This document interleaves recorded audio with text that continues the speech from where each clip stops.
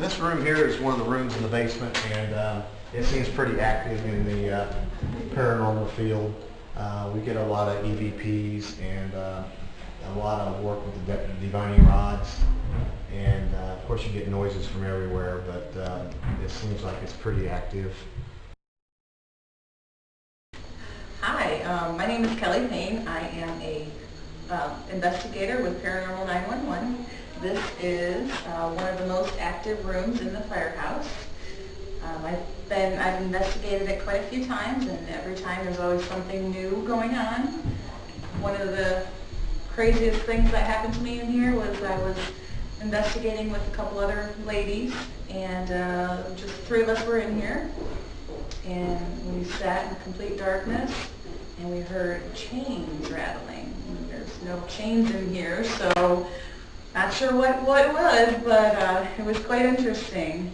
So if you want to experience this, definitely sign up for Paranormal 911's our monthly ghost hunt.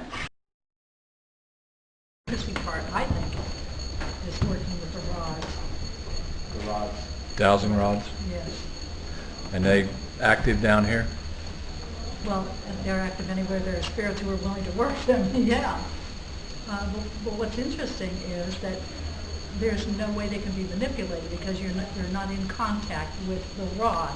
You're only in contact with the spool, the handle. So you can't manipulate. We're really the lowest tool in the toolbox.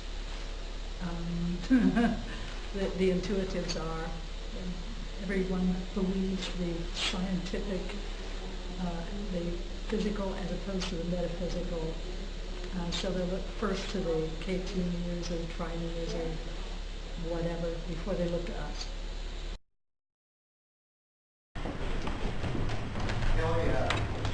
Add in whenever you want to, okay? Okay.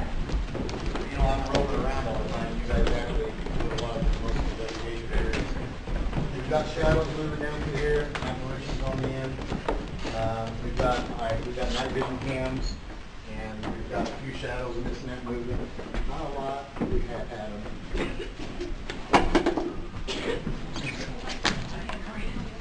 Usually a lieutenant or captain will sleep in there, and the other men will sleep in the big bedroom.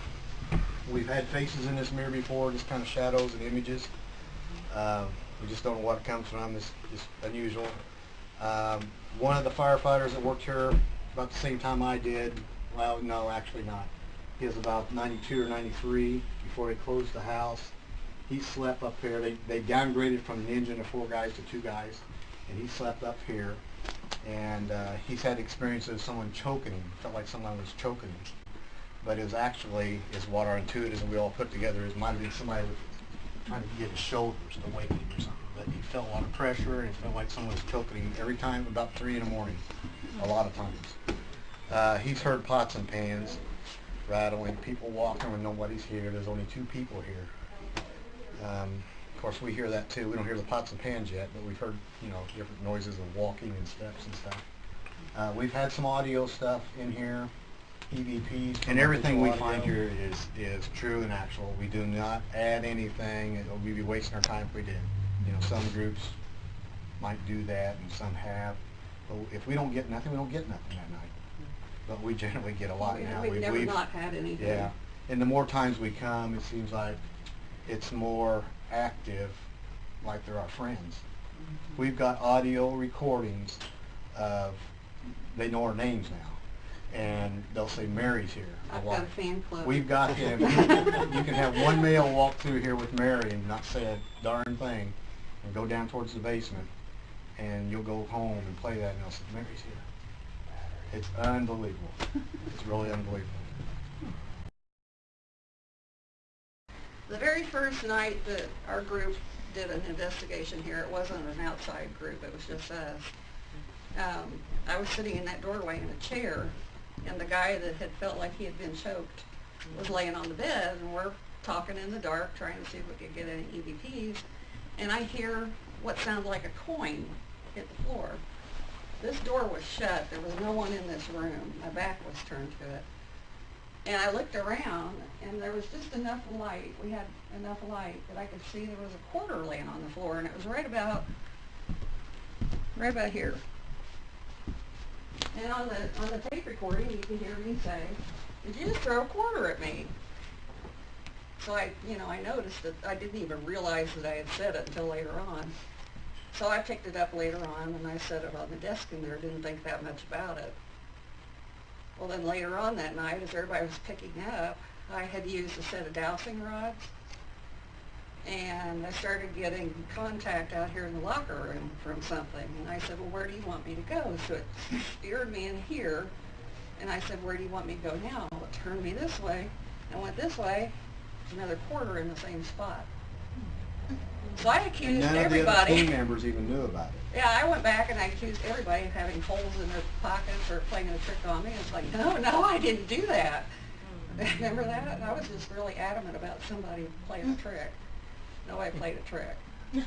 Well, there's been 6 quarters show up. The night that I found the 2 quarters, I put them on the desk in there because I was afraid to take them home. I was afraid something might have been attached to them.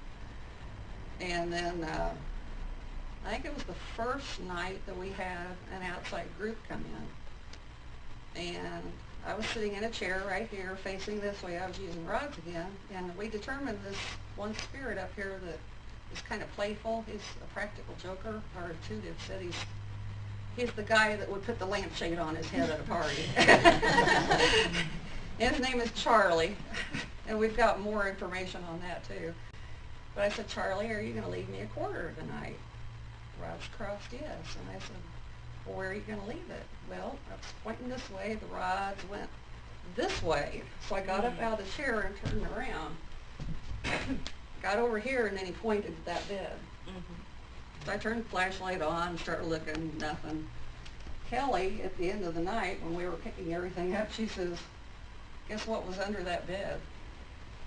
Well, the funny thing was, I was spraying all of the cameras and everything down, and I asked Mary, "Are there any quarters anywhere?" And she was like, "No." I said, "Okay, I'll just double check." So I went around, I double checked underneath all of the beds, and there was nothing.